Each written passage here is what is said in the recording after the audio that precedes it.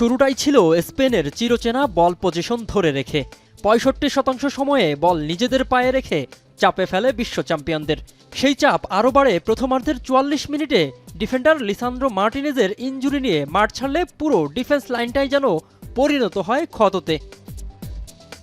বিগত ম্যাচের পরিসংখ্যান হিসেবে আর্জেন্টিনার দর্শকেরা হয়তো দ্বিতীয়ার্ধের দিকেই মুখিয়েছিল, আশা করেছিল ঘুরে দাঁড়াবে লিওনেল মেসির দল। তবে আজ আর সেটা হতে দেয়নি স্পেনের পজিশনাল ফুটবল। লিওনেল মেসিকে পকেটবন্দি করে রাখে স্প্যানিশ মিডফিল্ডার রদ্রি। বিশেষজ্ঞরা মনে করছেন আর্জেন্টিনার এমন পরাজয়ের মূল কারণ মেসি তার স্বভাবসুলভ খেলাটা খেলতে না পারা।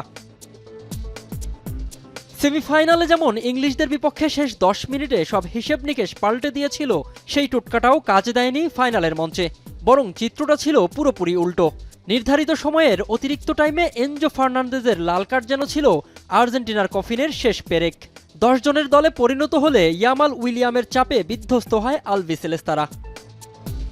৭২ ঘন্টা ময়েশ্চার লক সমৃদ্ধ লিলি হুইপড শিয়া মিস্টিক গ্লোয়িং বডি ওয়াশ। শিয়া বাটারের গুডনেস স্কিন রিপেয়ার করে রাখে সফট ও গ্লোয়িং, ছড়িয়ে দেয় লং লাস্টিং ফ্রেগন্যান্স।